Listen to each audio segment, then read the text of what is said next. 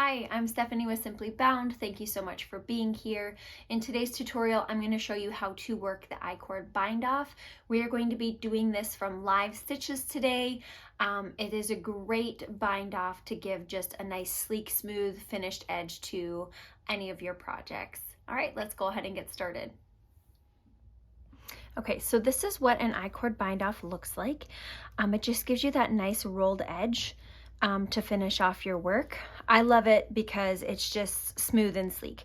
I do use this technique on my Heart of Winter cowl, and you can find the pattern in my Etsy or my Ravelry shop. Okay, so just like working a regular I-cord, you're going to be working 3 stitches. However, because we're binding off, we're going to be decreasing a stitch every with every set. So in order to get started, you need to cast on 3 stitches. You can do this in any manner that you choose to do, your favorite way. My favorite way to do this is just to knit them on. So simply just come from behind, 1,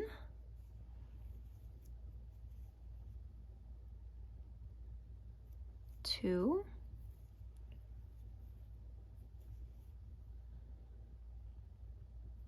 3. Okay, so now we have our 3 stitches that we're going to be working from. But like I said, we will be decreasing one of those stitches with one of the stitches that are already on our needles. So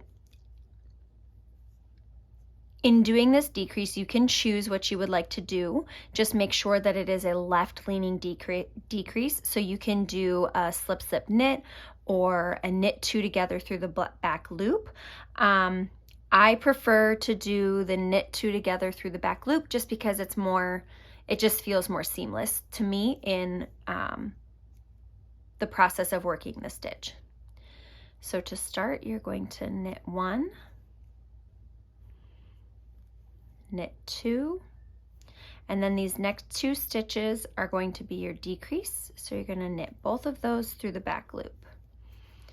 An SSK will work just fine. Then you are going to slip 3 stitches back to your left needle. And you're going to repeat that process.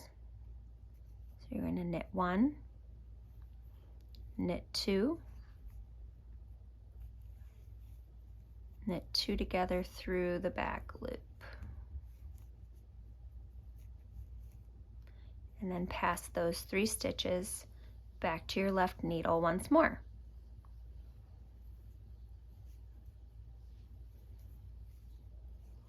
It takes a few repeats to start seeing the I-cord appear.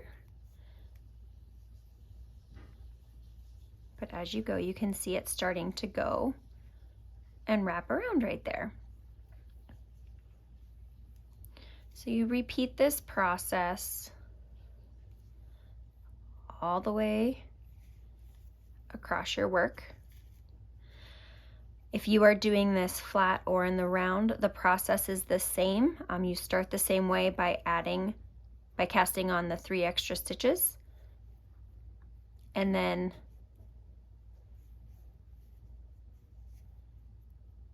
decreasing that 3rd stitch out every time around. Okay, I'll meet you back at the end and I will show you, if you are working flat, I'll show you how to finish it off. And also if you're working in the round, I'll show you how to join it so that this is seamless. And as you come to your last stitch, you'll work that last one exactly the same way, where you knit 2, and then you knit both of those together through the back loop. Once you reach the end and just have 3 stitches left, if you're working flat, you're going to slide those stitches to the other end of your circulars or your double point needle, whichever you may be using. You're going to thread your working yarn onto a tapestry needle, and then Because we're working in I-cord, we want this yarn to come around from behind and go through the stitches this way. So you'll go ahead and slip each of these stitches off onto the tapestry needle, and then you will pull the yarn through and pull it tight and go ahead and weave in your end. Now, if you are working in the round, you're gonna slide your stitches down just like you would if you were working flat. And what we're gonna do is we're gonna seam these 3 live stitches together onto the first stitch of our I-cord bind off. So you'll see you kind of have this like half a stitch here, but we don't want to use that one. We want to use like our first full stitch. So if you flip it over, you'll see that the first full stitch is right there. And then here's number 2, and here's number 3. That way, this kind of rough selvage edge will be hidden in between. So the way we want to do this is in our first stitch, we're going to take our tapestry needle and insert it as if to purl, but you're going to leave that stitch on. And you can go ahead and cinch it up just a bit, but you don't want to do this too tight. When you're finished with all of them, you can go back through and tighten them up. And you'll see what I mean by that when we're finished. So then you'll go into that first stitch under both legs of that stitch and pull it up. And then you are going to go back into that first stitch as if to knit, drop it off, and go ahead and pull it together.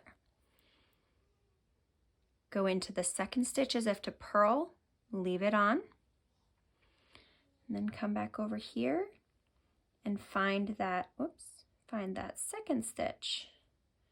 So we don't want that to fall out. Find that second stitch and go ahead. You can see how the yarn is coming underneath. Go ahead and cinch that up. And then you'll go back into that second stitch again as if to knit.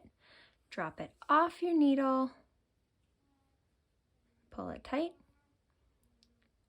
Go into your third stitch as if to purl, leave it on. And then you're going to find that,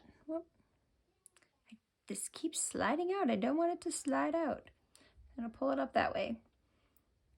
So then find that third stitch there. Make sure that's underneath your needle. Go ahead and cinch that up. I'm gonna pull this back out now. Oh, you see it got stuck there. Okay.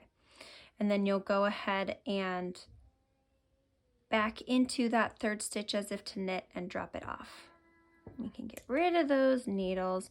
It does get a little fiddly, but as you work with it, you'll get used to it. So then you can see this first one is pretty good as far as the tension. If you need, you can always go through and tighten those stitches up. And so you'll see you're on the right side, and you will want to go ahead and weave in your ends. Because of the nature of this tube that you created, you can just kind of work down the edge like that. And then if you wanted, you can even just go right inside the tube and come out a little bit further down.